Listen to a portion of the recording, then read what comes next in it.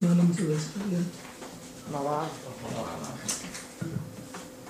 Dua kata kunci pelajaran hari ini. Bahasa Indonesia apa?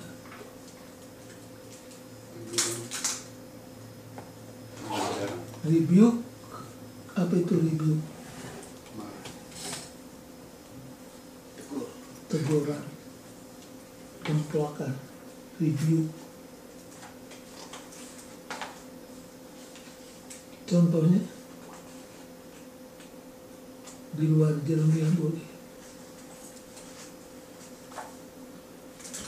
Siapa yang menegur siapa?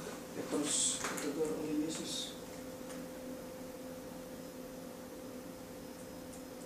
Nabi menegur raja.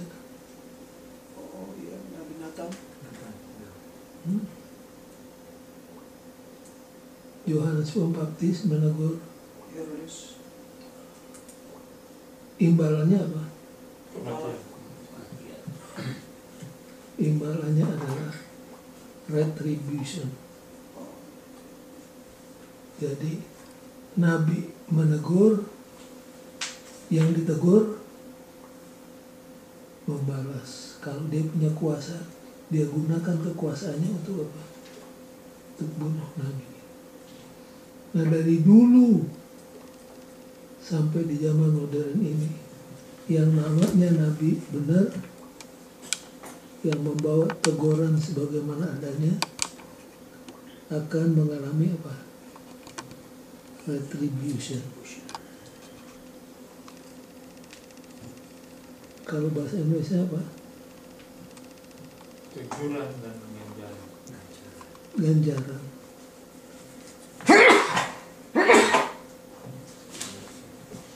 Apa artinya ganjar? Hukuman kok. Di Indonesia masih ingat hakim memberikan ganjaran 10 tahun penjara. Jadi inilah dua kata. Bahagia Nabi menegur, tapi kemudian mendapat ganjarannya.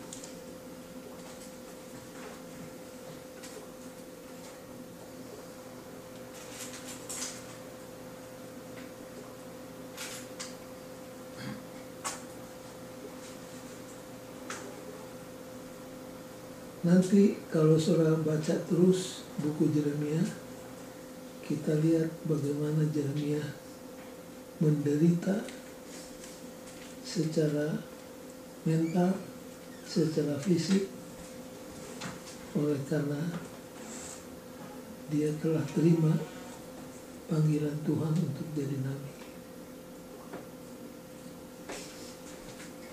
Tapi kalau nabi palsu gimana? Senang-senang terus dia, karena pekabarannya selalu menggelitik telinga yang mendengar.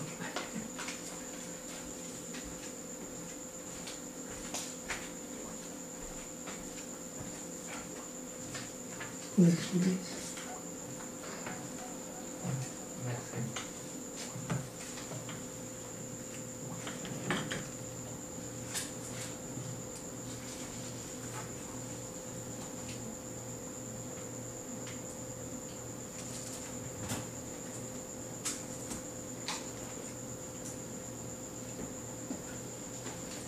Dua jalan. Apa yang dimaksud dua jalan? Yang satu apa, yang satu apa? Satu mengumpulkan, satu mencerai-beraikan.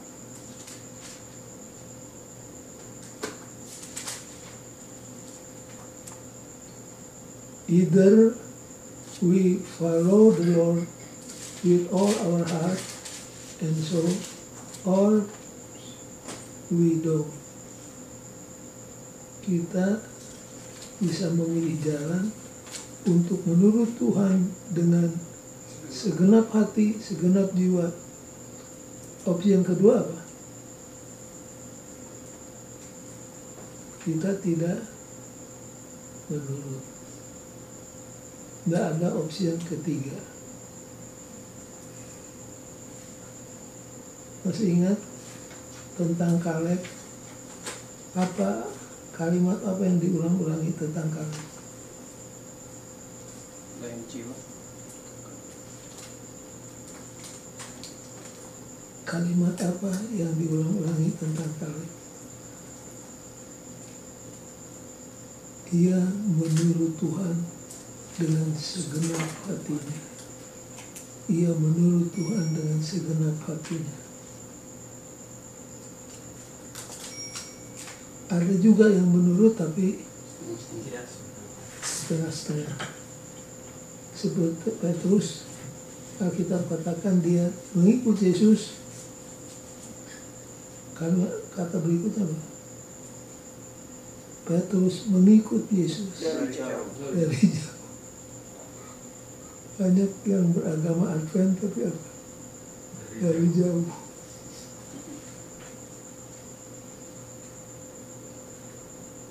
Jadi dua opsi,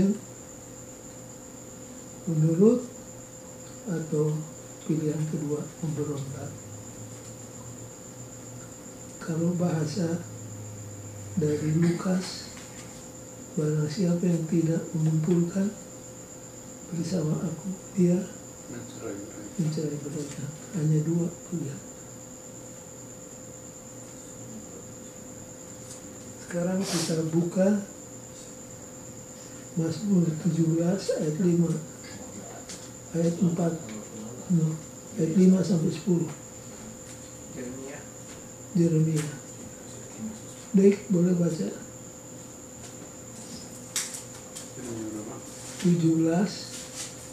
ayat 5 sampai 10.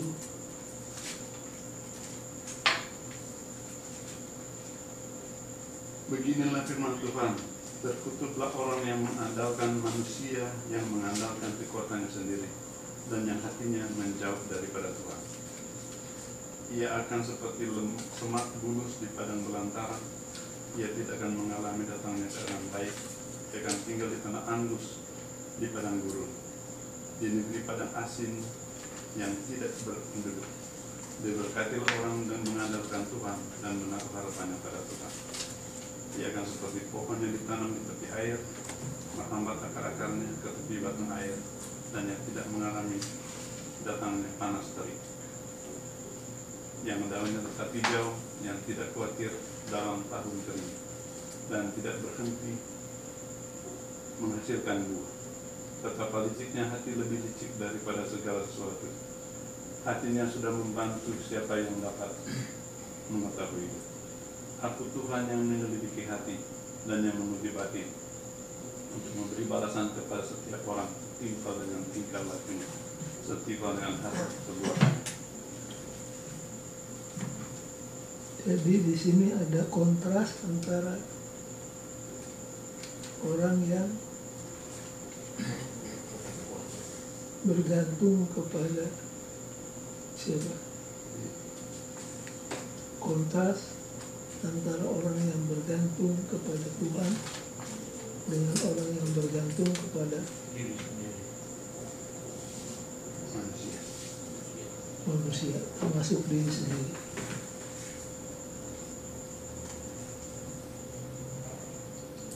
Orang yang bergantung kepada manusia, di dalam Alkitab contohnya siapa?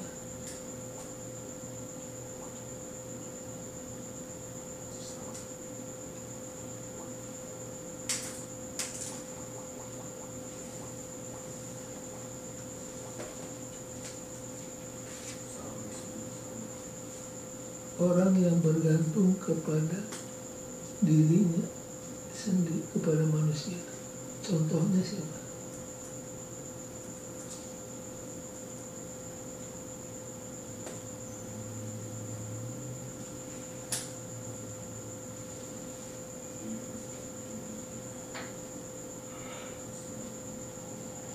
Orang kaya yang bodoh.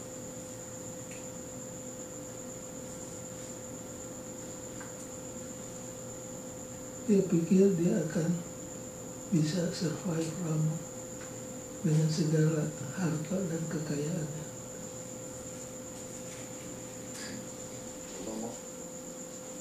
Ya, dia bergantung kepada kekayaan, ada yang bergantung kepada manusia. Kalau Raja Daud punya bahasa, ada orang bergantung kepada kuda. Kuda itu maksudnya apa? Kekayaan, kekuatan. Kekuatan, lambang kekuatan. Ada yang bergantung kepada chariot, tapi aku akan bergantung kepada Tuhan. Dan orang yang bergantung kepada manusia diumpamakan seperti apa? Kalau yang bocor.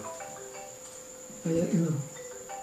Lebak bulus, Apa? lebak bulus, sebak bulus. Waktu summer, kalau kita nyetir mobil di freeway atau di highway, tiba-tiba ada yang menggelinding seperti bola besar. Itu apa? Sebak bulus. Semak yang memang tidak kena air untuk beberapa bulan, jadi kering, ketiup angin terus menggelinding.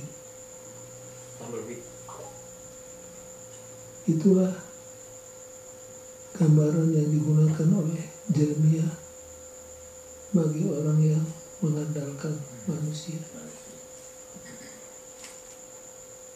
Tapi sebaliknya, berbahagialah orang yang bergantung kepada Tuhan. Dia seperti apa? Pohon tanam di Pohon. Riverside. Di Riverside. Saya selalu bilang di Riverside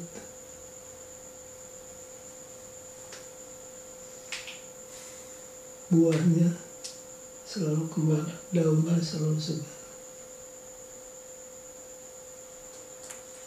Kenapa Yeremia bicara tentang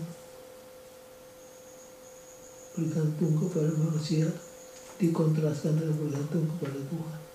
Apa yang menyebabkan dia bicara demikian?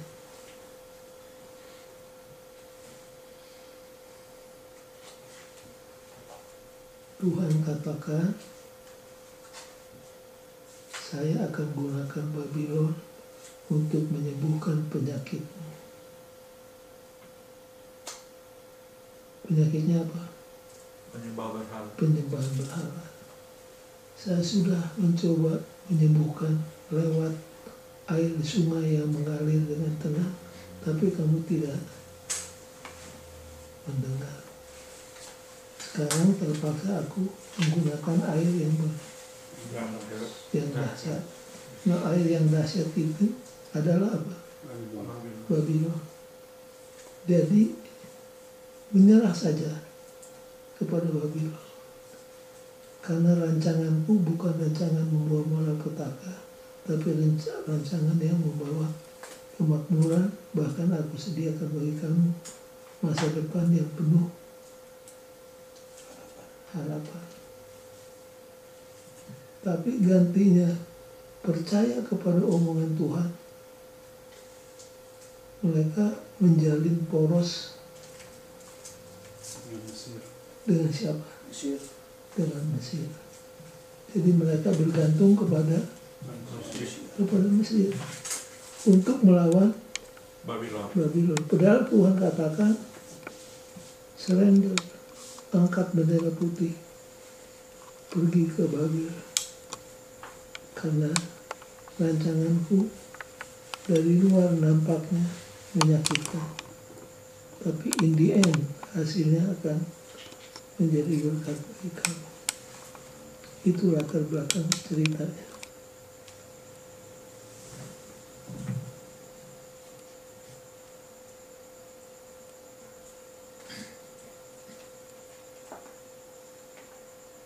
Di uang dolar kita, tulisan apa yang ada di sana? Itu ada satu huruf yang ketinggalan. Itu satu. Yang kedua, in gold we trust, bukan in God. Maksudnya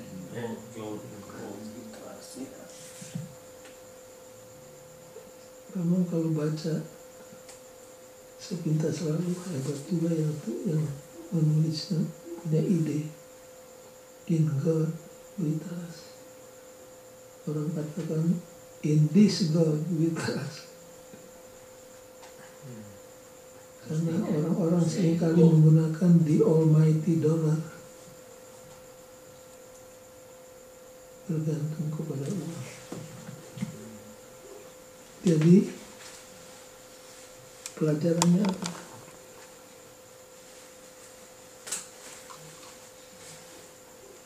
Seringkali Tuhan membiarkan tempat kita bergantung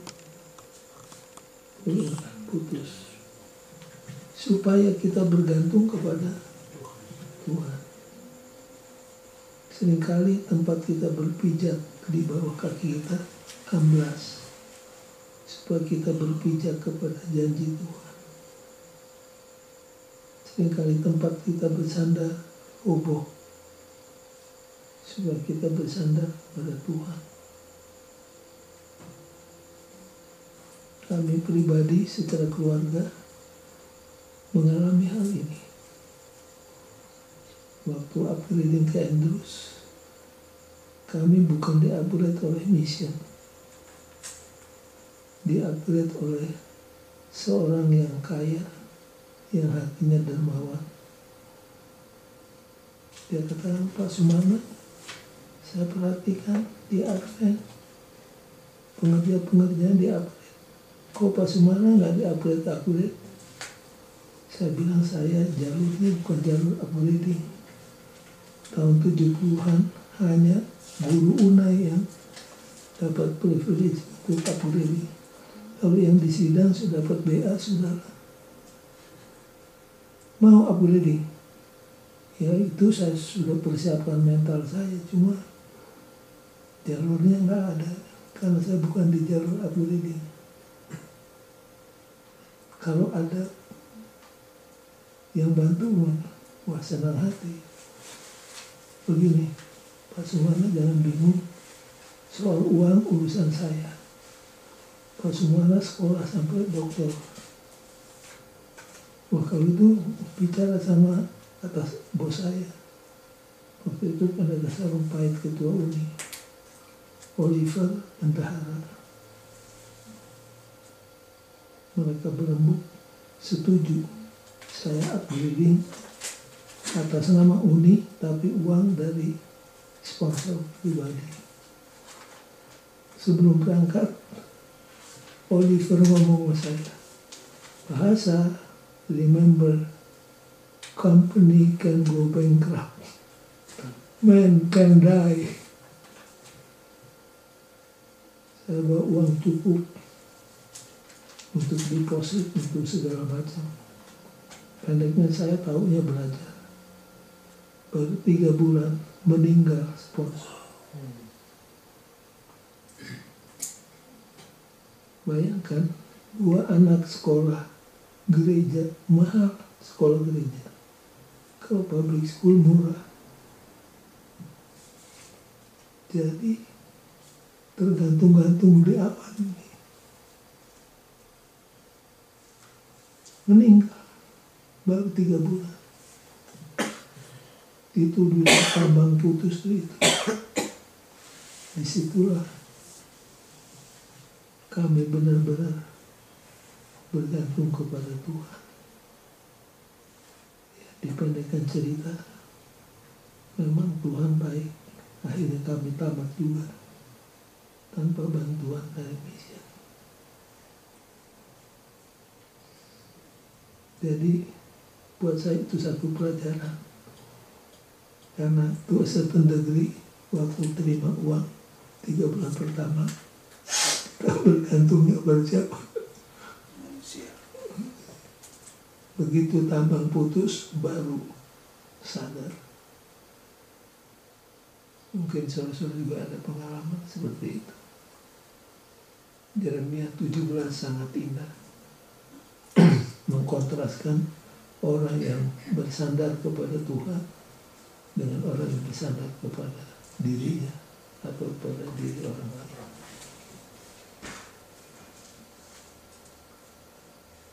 Baik, berikutnya adalah dosa orang Yehuda. Warning. Ingat saudara-saudara, Tuhan sebelum memberikan judgment selalu memberikan apa? Warning. Itu Tuhan.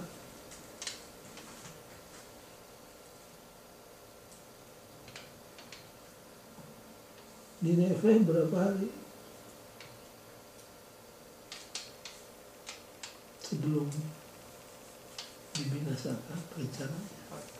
40. Air bah 20 tahun.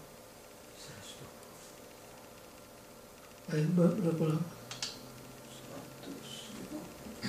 120 tahun. 120 tahun.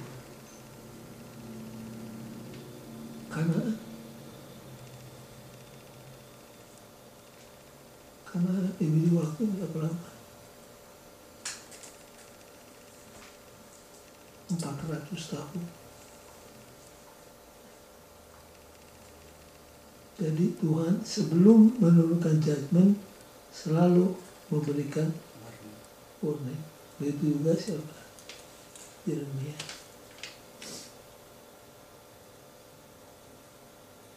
Warning apa? Ayat 1 sampai 4. Yuk ke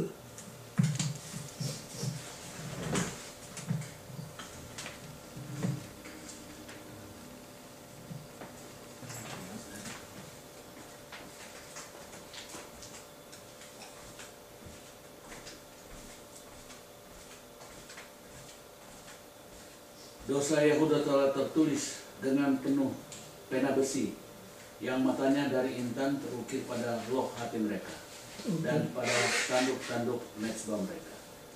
dosanya bagaimana?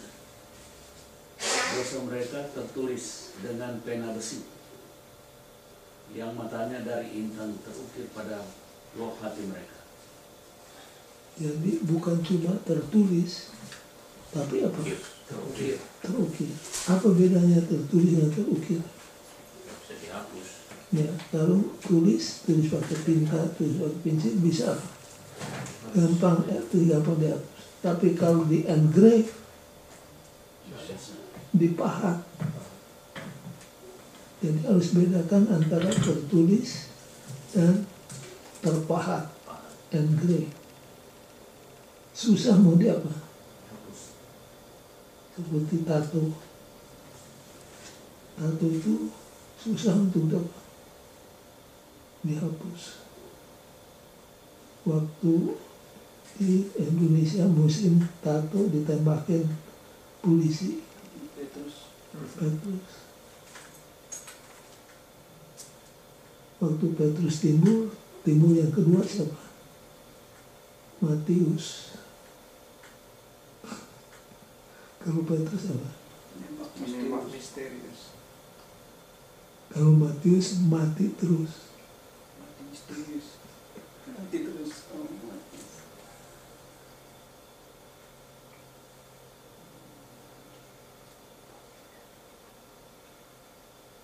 Jadi begitulah. Tertulis, terpahat oleh apa? Oleh point of a diamond.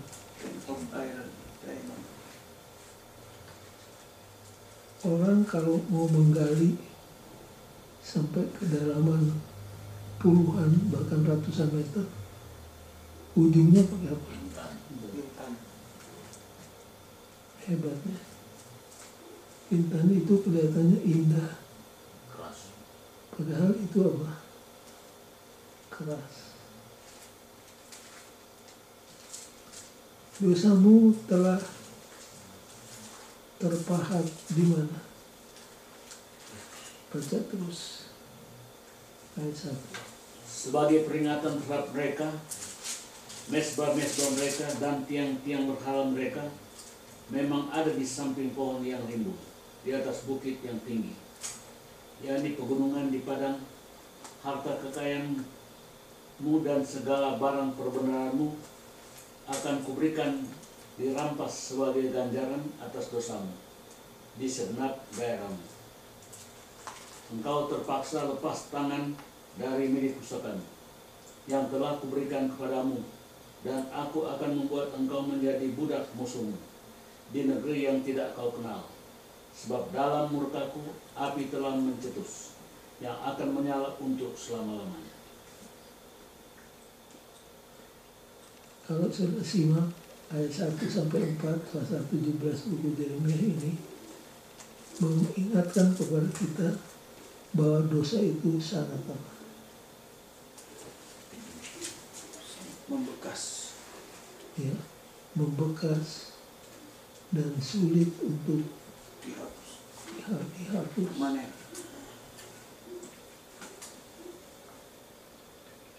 Ada orang katakan, pendeta, kalau begitu kita berdosa aja, karena toh kita minta ampun, lalu apa? Diampun. Tuhan katakan dosa seperti apapun juga akan diampuni. Lalu pendeta ambil paku dan martil. Dia paku tuh balok kayu dengan 10 paku. Dia bilang, saudara, lihat, tiap kali saya pukul ini paku, itu satu dosa. Paku yang kedua, dosa yang kedua. 10 dosa. Sekarang saya minta ampun, dicabut satu-satunya. Tapi ada apa? Bekas. Ada bekas. Jadi, polisi yang terbaik adalah Go. Sinomo. Sinomo. Saya pernah ceritakan kepada saudara-saudara, di satu majalah ada ruang tanya jawab. Kali ini antara anggota dengan imam. Imam kasih nasihat tentang dosa. If you have to sin at all, sin safely. Karena kalau kamu mau berdosa, berdosalah dengan cara yang aman. Saya tidak tahu bagaimana caranya berdosa dengan cara yang aman.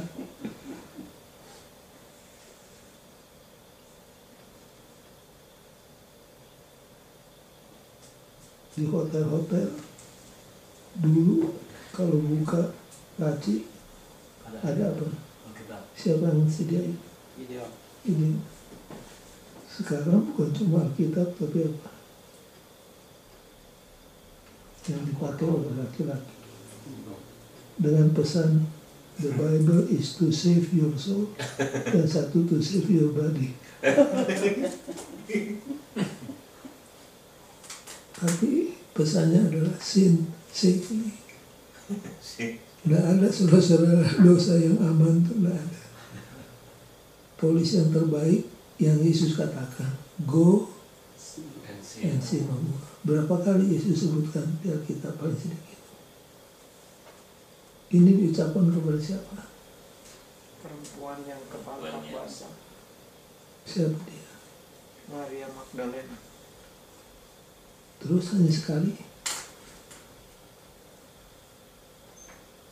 Hanya sekali.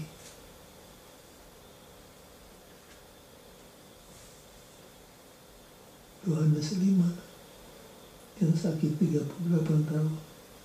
Oh ya. Ketemu di Ka'bah, sesudah disembuhkan, kamu sudah disembuhkan. Pergi dan jangan berbuat dosa lagi, supaya jangan perkara yang lebih dahsyat turun kepada kamu. Itu mengartikan bahwa dosa itu sangat berbahaya.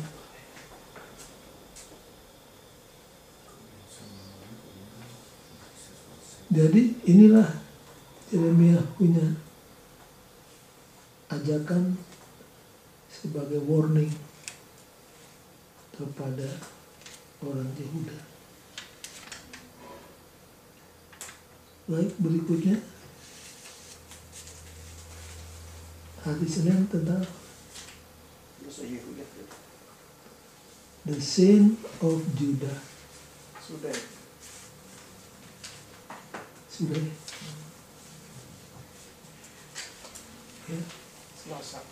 Selasa juga sudah warning to Jeremiah. Sekarang yang memberikan warning dapat apa? Warning.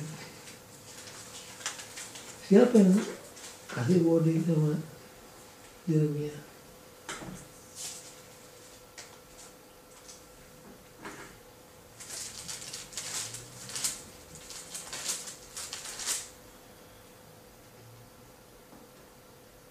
Pemimpin-pemimpin. Ya, pemimpin-pemimpin yang korup, priest, pastors, prophet. Masih ingat 3P yang kita pelajari sebelumnya?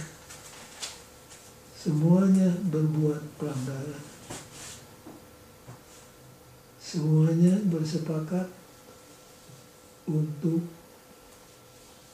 membuat poros ke Mesir, bergantung ke Mesir untuk bertarung dengan Babylon. Sementara Tuhan melalui Yeremia katakan surrender.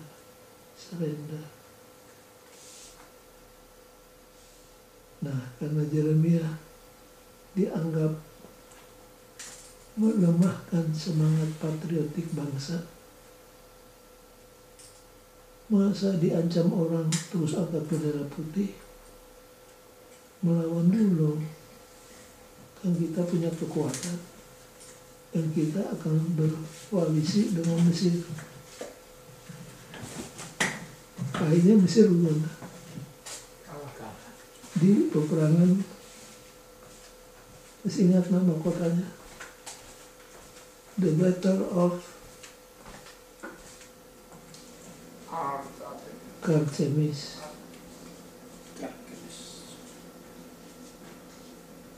Tadinya kan Mesir hebat, tapi akhirnya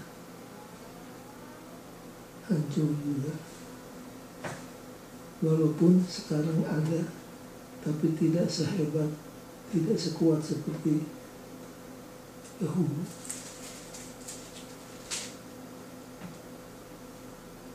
Sekarang kita baca next Jeremiah 11 ayat 18 sampai 23.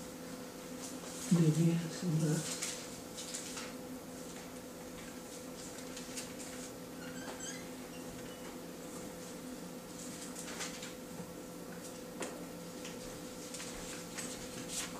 Siapa yang bagian?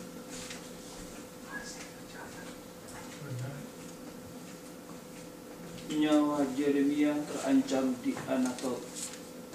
Tuhan memberitahukan hal itu kepadaku, maka aku mengetahuinya. Pada waktu itu Engkau Tuhan memperlihatkan perbuatan mereka kepadaku.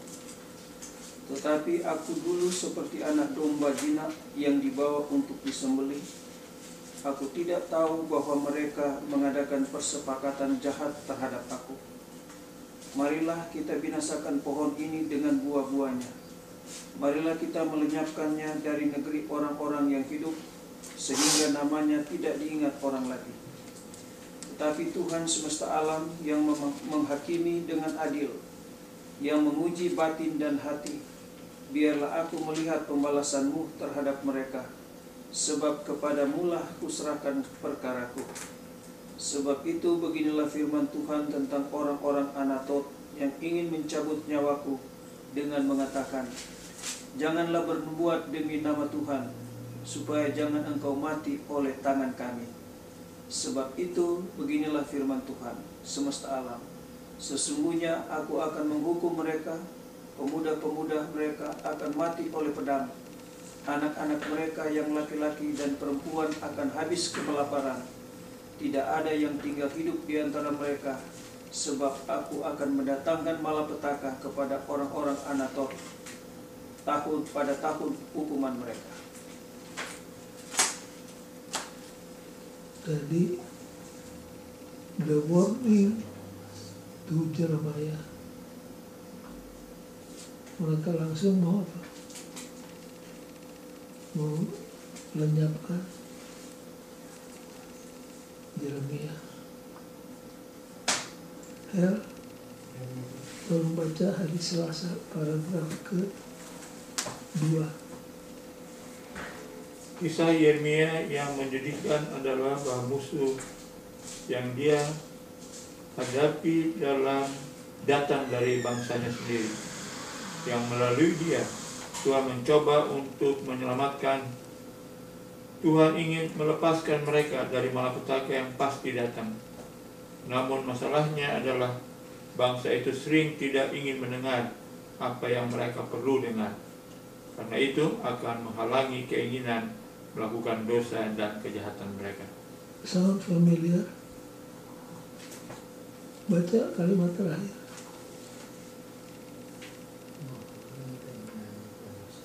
Tuhan ingin melepaskan mereka The problem. dari malapetaka yang pasti datang. Namun masalahnya adalah bangsa itu sering tidak ingin mendengar apa yang mereka perlu dengar. Karena itu akan menghalangi keinginan melakukan dosa dan kejahatan mereka. Itu dia. Karena itu berseberangan dengan selera kita, berseberangan dengan hidden agenda kita, maka kita rebel. Inilah yang terjadi. Paragraf berikutnya. Meski di zaman Israel kuno, mereka yang bernubuat palsu di dalam nama Tuhan akan menghadapi kematian. Dalam kasus ini tidak ada indikasi bahwa orang-orang Anatot berpikir bahwa Yeremia bernubuat palsu. Gantinya tampaknya mereka hanya ingin dia berdiam diri. Mereka tidak ingin mendengar apa yang dia harus lakukan. Meski ayat itu tidak mengatakan bagaimana mereka berencana membunuh dia, namun beberapa ahli menduga bahwa mereka mungkin berpikir untuk meracuni dia. Ngeri. Dari dulu itu meracuni. Ya, silakan baca koran yang diracuni. Sampai sekarang belum tersingkap.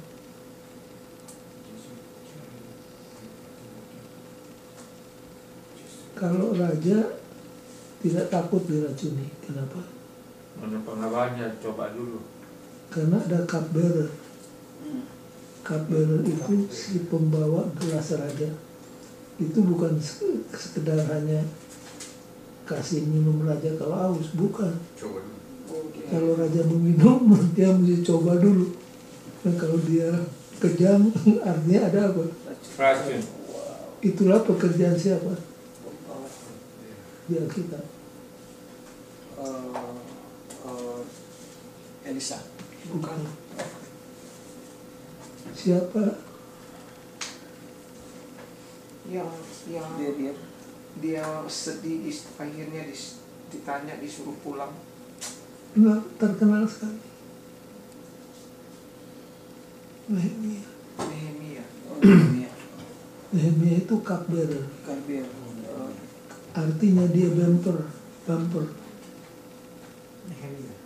Sebelum raja mati, dia harus apa? Coba. Kalau dia mati, raja tahu, wah ini itu betul-betul disayangi oleh raja. Percaya. Nah, jadi kalau disuguhi minuman, ini gelas raja, gelas Nehemia kosong, dituang sedikit, minum. Jadi kalau nggak pakai cupbearer kan bisa diatur warnanya sama dan lain sebagainya. Jadi raja terlindung. Nah, mulai pasal yang ke-11 ini terus mereka berencana untuk bunuh siapa? Yeremia. Satu kali Yeremia dipanis. Ada aja cara untuk panis orang. Ini tiang. Yeremia diikat di tiang itu.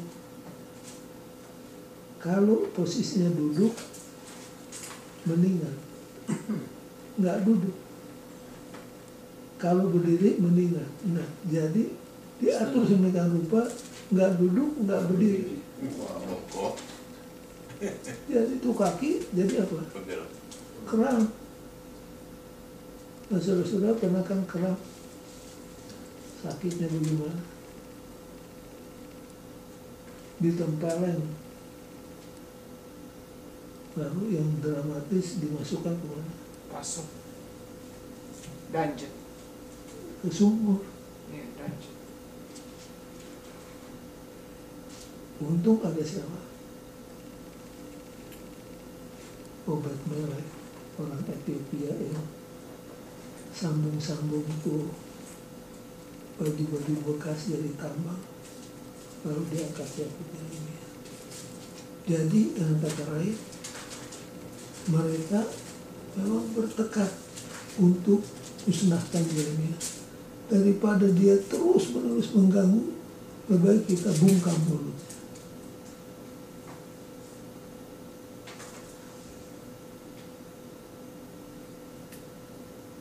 Tapi Yeremia nggak bilang, Tuhan, kenapa kita bilang dari dulu kita nggak mau ini bagian kita? Kan Tuhan seperti marah kepada Yeremia. Waktu Yeremia katakan, saya nggak bisa bicara, Tuhan jangan saya, pilih orang lain. Tapi begitulah. Kalau orang menegur orang lain untuk keselamatannya, selalu ada risiko. Kenapa orang Farisi benci kepada Yesus? Karena baca Matius 23, 8 kali Yesus katakan, celakalah kamu orang Farisi. Kamu di luar seperti kubur yang putih, kelihatan bagus, elok, tapi di dalamnya tulang belulang yang busuk. Celakalah kamu, celakalah kamu. Paling sedikit 8 kali. Nggak heran kalau mereka get no get even dengan membunuh Yesus secepatnya.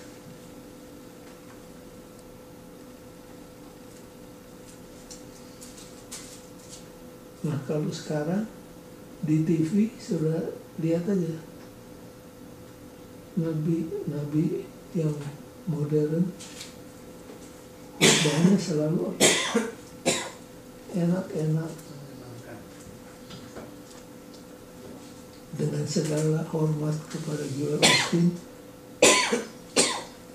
yang mengagumkan. Satu kali ada orang ditanya, seorang ibu, kamu suka dengar acara TV, acara gereja? Oh iya. Kamu senang Joel Osteen? Dia bilang, his sermon is very predictable. Selalu berakhir dengan apa? Kesenangan. Happy ending. Nggak ada. Mengajak untuk menyangkal diri, memikul salibnya, selalu menyenangkan, selalu sampai Larry King tanya waktu di interview, orang-orang bicara tentang kamu punya khotbah itu disebut Theology of Prosperity. Perhatikan. Kita di gereja Advent, termasuk saya sebagai evangelis, 3-4 malam pertama kita masih bicara yang umum tentang keselamatan, tentang anugerah, tentang Yesus. Begitu kita khotbahkan Sabat, attendance besoknya mulai Berkurang. Lalu bicara makanan, hamba turun. Lalu bicara tentang standar of living, termasuk perhiasan, tambah turun. Tapi memang kita mesti sampaikan semua perkabaran yang ada di Alkitab, yang senang, yang tidak disenangi, harus dihotbahkan. Nah, problem di zaman Yeremia, orang-orang itu tidak mau dengar apa yang mereka harus dengar untuk kebaikan dan keselamatan mereka.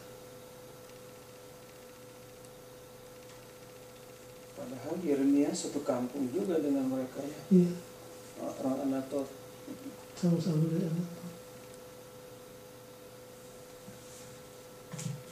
Baik, sampai sini sebelum kita lanjutkan, apa ada pertanyaan atau tambahan buah pikiran, observasi saudara-saudara? Di buku, di Alkitab saya sudah tulis aniaya pertama ayat ini, aniaya kedua ayat ini, aniaya ketiga sampai akhir. Mau catat tuh? Boleh. Jadi caranya begini, tulis di margin di atas Alkitab saudara, persis di Yeremia 11 ayat yang ke-18. Kalau ada Yeremia 11 ayat 18, di margin di atas tulis persecuted. Itu adalah artinya ayat pertama di tentang aniaya. Lalu kata persecuted itu kasih kotak. Kotak. Itu persecuted.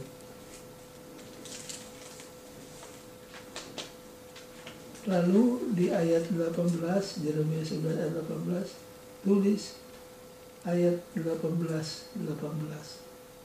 Chapter 18 ayat 18. Itu ayat yang kedua untuk aniaya. Lalu di Yeremia pasal 18 ayat 18,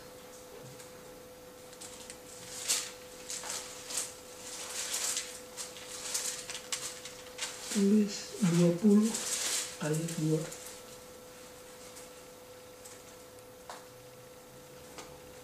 Di 20 ayat 2 tulis 26 ayat 1.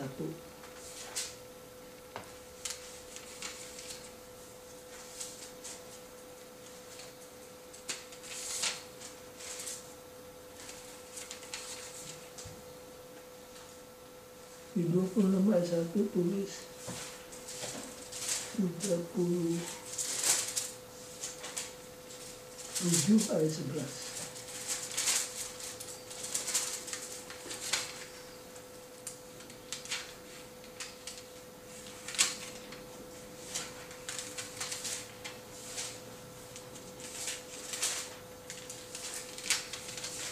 Tiga puluh 11 tulis pasal 38 itu semua mengenai aniaya.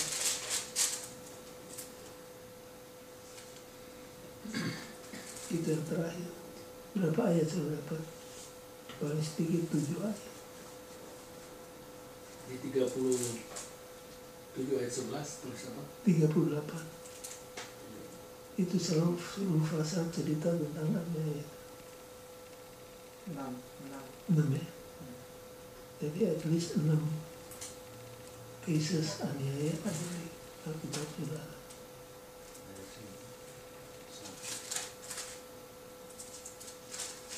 Itu cara marking the Bible. Itu cara saya. Ada cara yang lain, silakan dipakai.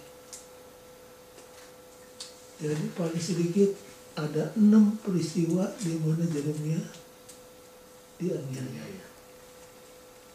6 kali itu cukup banyak ya, satu kali aja. mengingatkan kita di perjanjian baru siapa yang teraniaya? Paulus. Menderita di darat, menderita di laut. Masih ingat dilemparin batu, dipecut dengan pecut sekian kali, menderita kelaparan, kedinginan, kepanasan.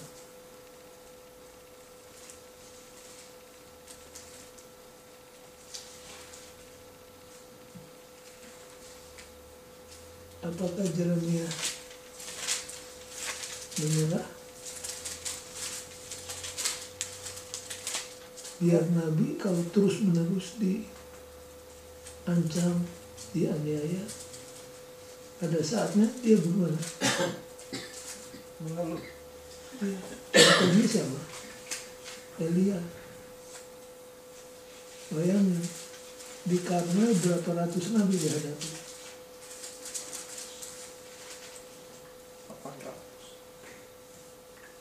400 plus 450 berapa? Bayang, dia sendirian 850 nabi dihadapi. Selesai peristiwa Karmel, datang si Yesebel. Yesebel bilang, Elia, besok kira-kira jam begini kamu akan apa? Mati. Apa reaksi Elia? Dia kabur ke tempat yang jauh. Lari. Jadi ada waktunya, walaupun Nabi yang kuat imannya, ada waktunya dia merasa apa? Merasa down. Yohanes Pembaptis meringkuk di penjara. Dia panggil muridnya, coba tolong tanya sama Yesus, apakah kamu Mesias? Membuat Alkitab atau cari Mesias yang lain. Jadi ada waktunya pendeta juga mengalami pasang surut dalam hidupnya. Ada saatnya kita pendeta seperti di awan-awan, tapi ada waktunya seperti di lembah. Yeremia juga demikian. Yeremia pernah mengeluh kepada Tuhan. Tuhan bilang, kamu mengeluh karena berlomba dengan orang yang jalan sama-sama jalan kaki. Bagaimana kamu berlomba dengan orang naik kuda? Jadi begitulah keadaan Nabi. Kalau orang membawa kebenaran dan kebenaran itu menegur orang lain, pasti kita akan apa? Dibenci. Pasti kita punya musuh. Kalau tidak mau punya musuh, gampang. Puji-puji terus.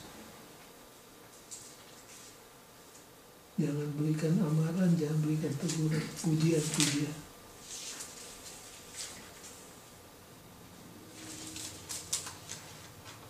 Baik, yang berikutnya.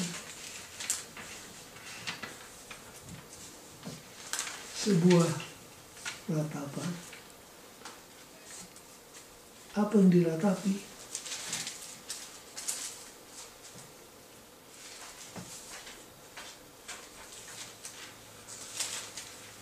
Coba pasal 12 ayat 1 sampai 4.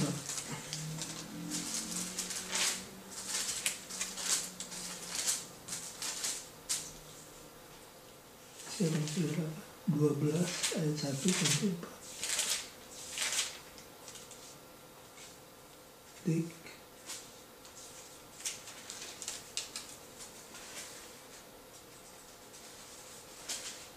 Engkau memang benar ya Tuhan, bila mana aku berbangsa dengan Engkau, tetapi aku mau berbicara dengan Engkau tentang keadilan.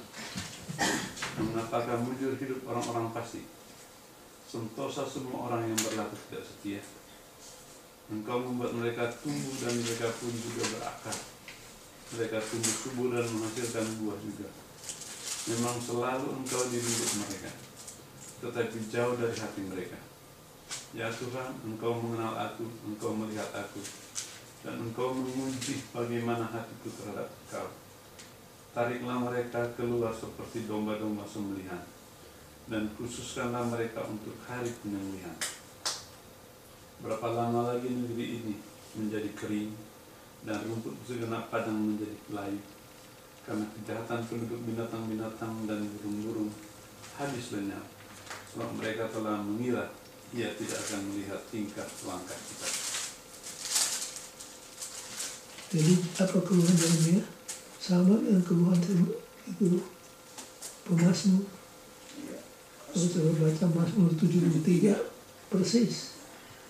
Sampai dia ngomong, sia-sia saya jadi orang suci masuk ke Ka'bah. Orang jahat tambah makmur. Begitu makmur sampai matanya mau keluar. Hampir aku tergelincir. Lalu apa? Di tempat licin kau taruh mereka. Lalu apa? Pemazmur. Sampai aku masuk ke Ka'bahmu, di situ baru aku mengerti kesudahannya. Jadi saudara, kalau kita dalam keadaan down, pasang surut, pergi kemana? Pergi ke Ka'bah, jangan ke Las Vegas, jangan ke Moronggo. Sampai aku masuk ke Ka'bah, baru di sana ku mengerti kesudahan mereka. Di tempat-tempat licin kau taruh mereka. Siapa lagi? Habakuk juga begitu. Berapa lama lagi? Yesaya, kalau Yesaya dia hampir turn down the call. Dia akan dipanggil Tuhan. Waktu masih muda, dia lihat keadaan di Yehuda mengerikan. Dia sudah mau turn down the call. Untung dia perginya kemana? Ke Ka'bah. Dan di sana dia melihat titik yang Maha Suci dan dia dikuatkan. Jadi penting ke Ka'bah itu.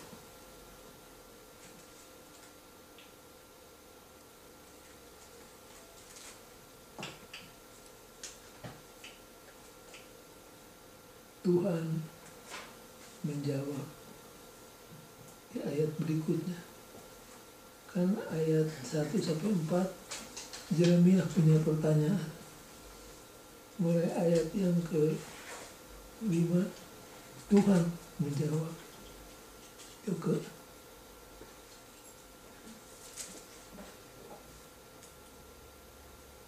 Ayat 5. ya, pasal 12 ayat 5. Jika engkau telah berlari dengan orang berjalan kaki dan engkau telah dilelahkan, bagaimanakah engkau hendak berpacu melawan kuda? Dan Itu jawaban siapa? melawan kuda. Tuhan. Tuhan bilang, baru berlomba balapan dengan orang yang jalan kaki, kamu sudah mengeluh. Apalagi kamu berlomba dengan orang yang naik kuda. Jadi Dan jika di negeri yang damai engkau telah merasa tentram, apakah yang akan engkau perbuat di hutan belukar sungai Yordan? Sebab saudara-saudaramu dan kaum keluargamu, mereka sendiri juga berbuat khianat terhadap engkau. Mereka juga bersama-sama di belakangmu. Janganlah percaya kepada mereka sekalipun mereka berkata manis kepadamu. dari dulu manis di mulut, pahit di hati. Sudah ada di zaman Yeremia.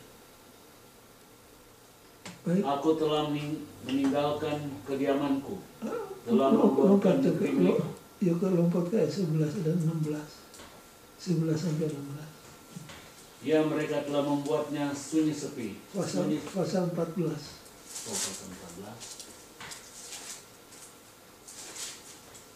Ayat pasal 14 ayat 11 sampai 16. Tuhan berfirman kepadaku, janganlah engkau berdoa untuk kebaikan bangsa ini. Sekalipun mereka berpuasa, aku tidak akan mendengarkan seruan mereka. Baik, sampai situ dulu. Biasanya Tuhan bagaimana?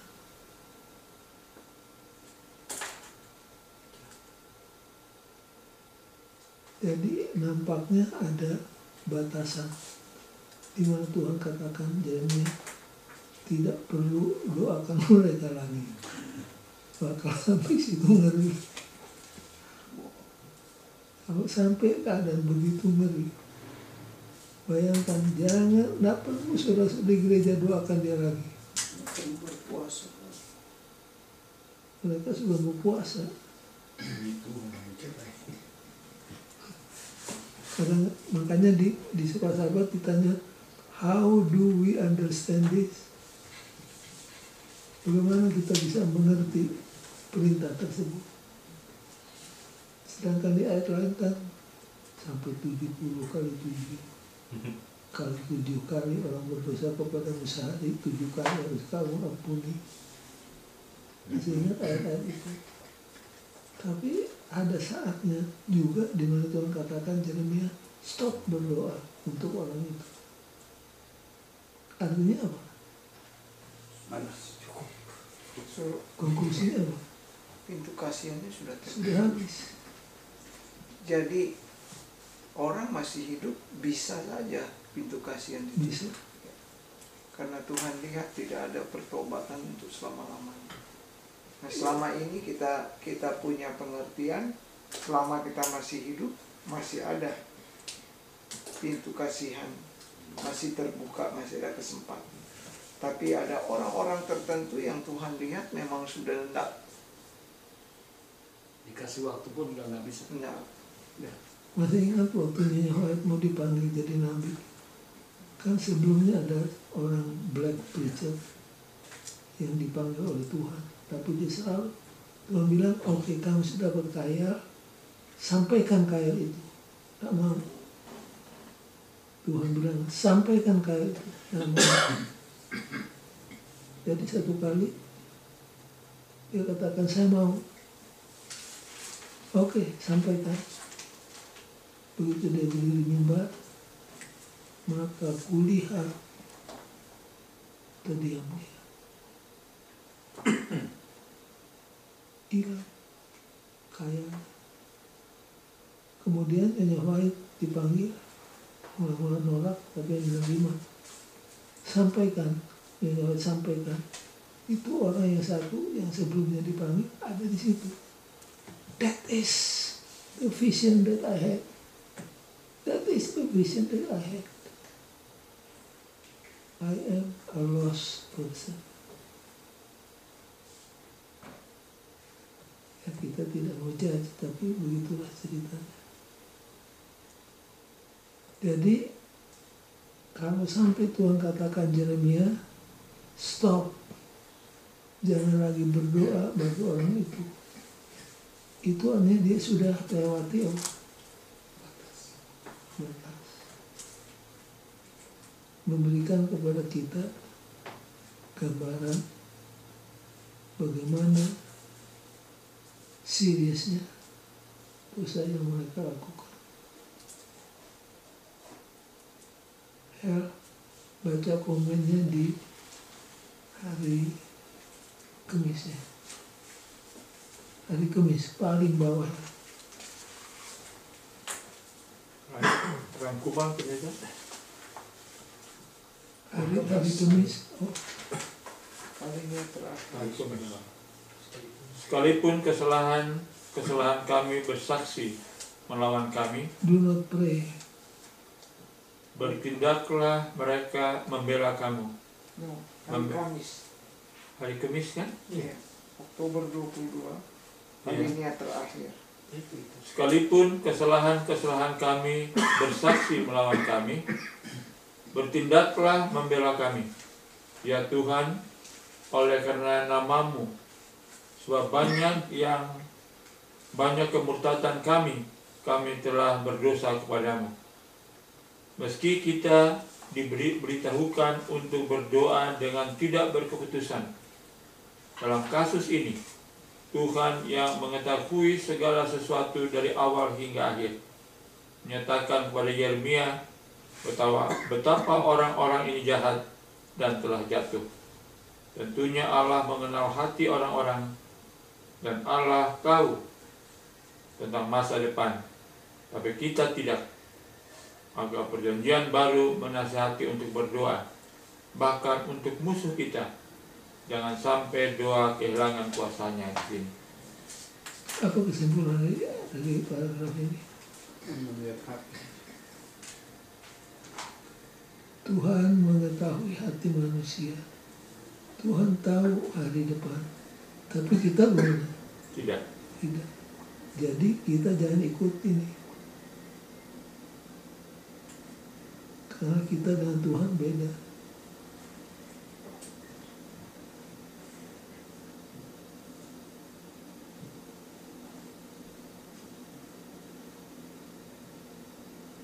Jadi kalau ada orang sudah di luar jangkauan keselamatan, beginilah jadinya. Dan nampaknya Yehuda sudah mencapai titik tersebut. Makanya judul pelajaran hari Kamis apa? Desperate. Sebuah situasi putus asa. Desperate itu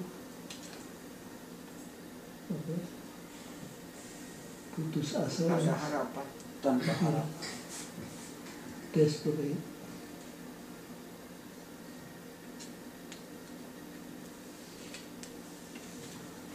In conclusion, ada banyak pelajaran-pelajaran yang baik, tapi kita hanya ambil 3 seperti biasa.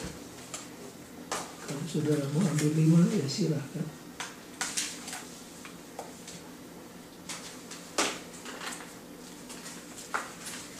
Bacain. Sin stick to and pervades every aspect of human existence. Apa artinya?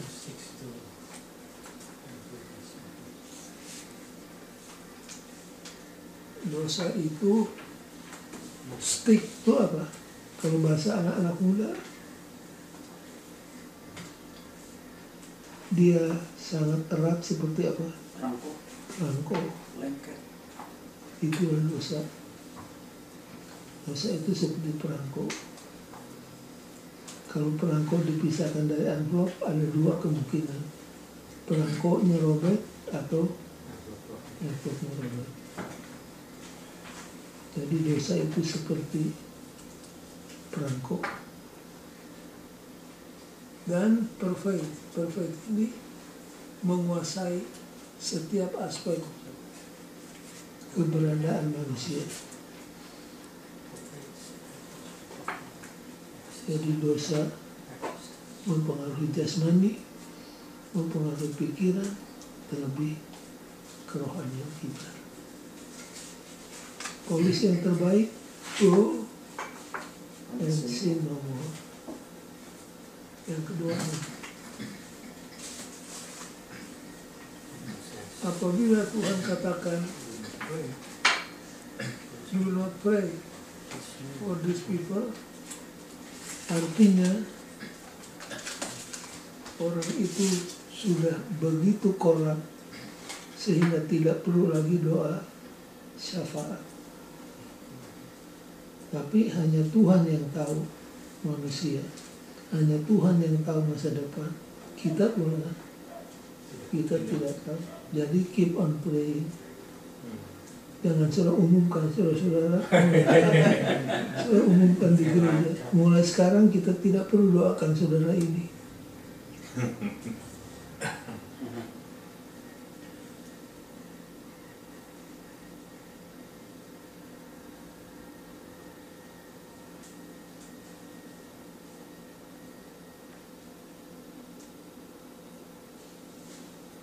Tapi kayaknya kita sendiri tahu kalau kita memang sudah nggak. Sebab kalau kita dikasih tahu tetap melawan terus. sampai pada satu titik memang saya rasa kita sendiri tahu keadaan kita, bukan keadaan orang lain. Jangan kasih pengumuman mulai besok jangan lagi doa, coret namanya di daftar doa, karena kita tidak punya pengetahuan seperti Tuhan. Manusia tidak terlupa Tuhan. Seorang ibu yang tidak pernah give up berdoa kepadanya. Hanya Tuhan yang punya kuasa seperti itu, kita tidak punya. So keep on praying untuk semua orang. Yang ketiga,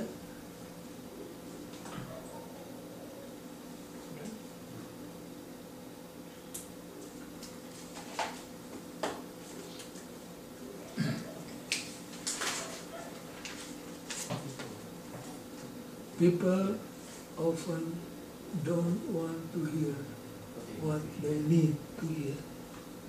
Banyak orang tidak suka dengar apa yang mereka perlu untuk dengar.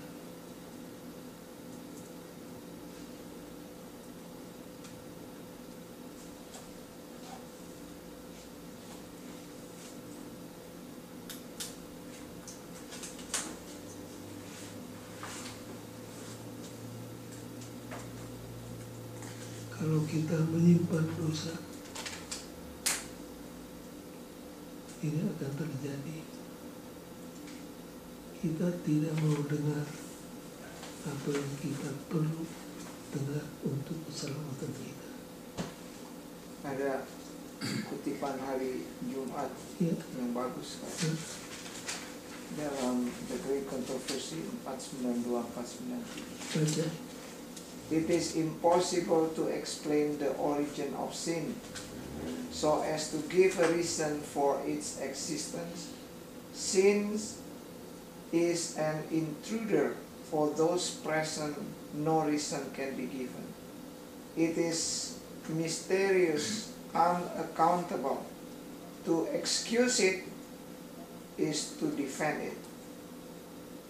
Could excuse for it be found, or cause be shown for its existence, it will be ceased to be seen. Itu kutipan sangat penting.